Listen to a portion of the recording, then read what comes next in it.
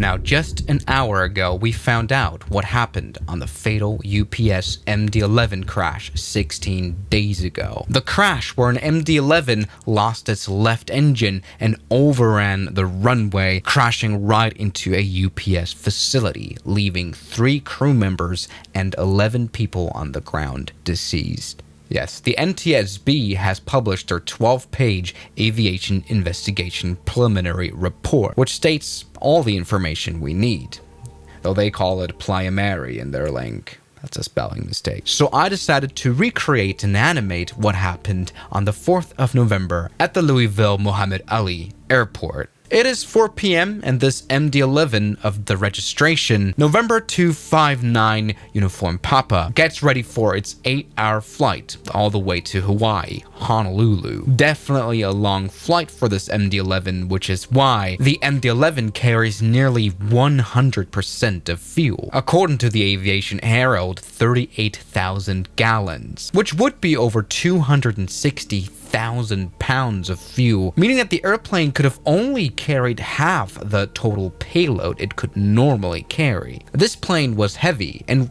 why I mention that is because it was definitely at a weight where having an engine loss is not ideal at all, as it would turn out later. It is exactly 5:02 local time when the MD-11 sets off for pushback to turn on its engines. It had been parked on the many gates that UPS own here at the Louisville airport. As you may know, the entire south ramp is used by them. UPS ramp. At 5:07, the airplane starts taxiing on its own engines. It is a very quick taxi to just runway 17 right.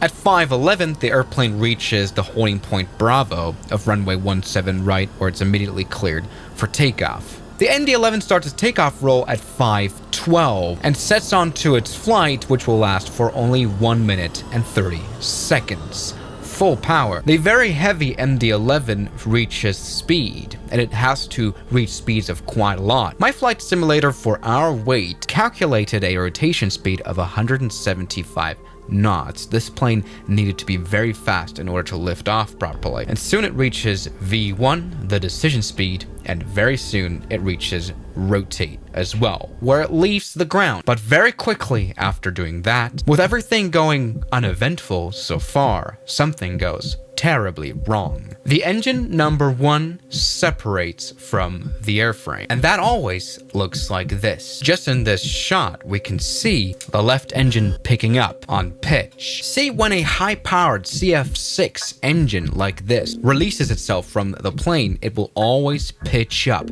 rapidly because of all the moments, all that power still in that engine. And this is exactly what happened. The CF6 tilts up rapidly and then flies off from the airplane. In fact, even more than my animation just now, the engine really lifted up from the airplane since it became its own flying object, and that is a big problem. It leaves a bunch of fire from all the spreading fuel and also a lot of debris. Later, the left engine was found like this, laying just beside the runway, absolutely destroyed. And this is not necessarily mentioned here. Chances are the fire and debris from the engine departure could have very well also caused the middle, the engine number 2, to be at least impacted in its performance as well, meaning the MD-11 lost 2 of its valuable engines at an altitude of just 30 feet above ground level, 10 meters. And it never got higher than that. But rather, because of its impacted performance, it never could climb and ended up crashing right behind the airport perimeter fence. In fact, in this picture, which pictures just south of the runway, here is the airport fence. We can see the wing impact into this warehouse. The airplane ended up traveling for over 3,000 feet.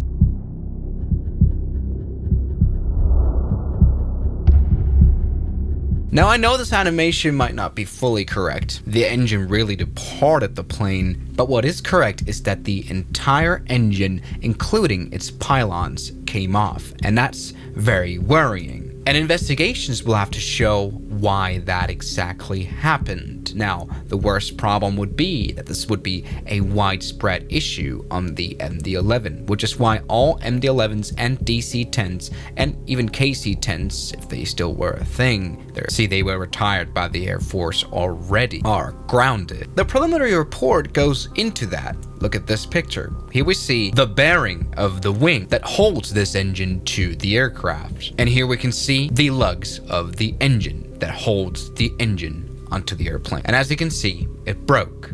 Here's a better drawing of the pylon that holds the engine onto the wing. This once again is the wing part, and this is the aft and forward lug. Both failed, which caused the engine to break off. Here we have a better view. This would be the engine pylon. Down here would be the engine attached to it. We have to imagine this ring right here, which is now broken, just as the engine departs. Now, on these lugs, there's evidence of fatigue cracks in addition to areas of overstress failure, which is something that is normally checked in maintenance procedures of airplane. But the airplane was inspected thoroughly, of course, according to UPS's maintenance program, and the next detailed inspection would have only been due in 29,200 cycles, 29,000 flights. So no, the airplane was not maintained enough. So the question is there an inherent defect with the engine pylon attachment system of the MD-11? Or is this just a faulty mount? Or was it poorly used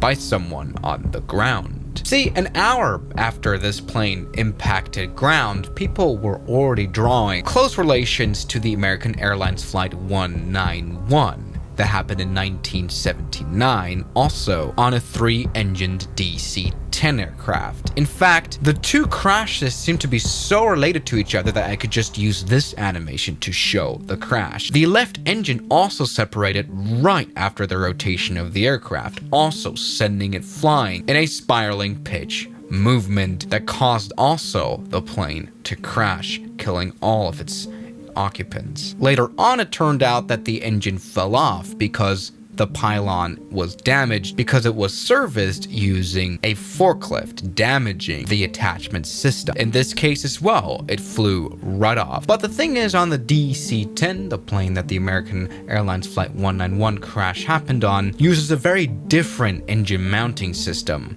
In fact, that one has a bulkhead that is attached to the wing as well. That one fractured during service, and when flying caused the engine to separate. This will surely be an interesting investigation on what caused the fracture in this case. But that is all we know so far, how the engine separated seemingly out of the blue without a former engine fire or anything. It just fell off. And in the future, we'll learn what was wrong with that MD-11 engine mount. My deepest prayer for all these affected from this horrible crash. And thank you very much for watching this video. Good night.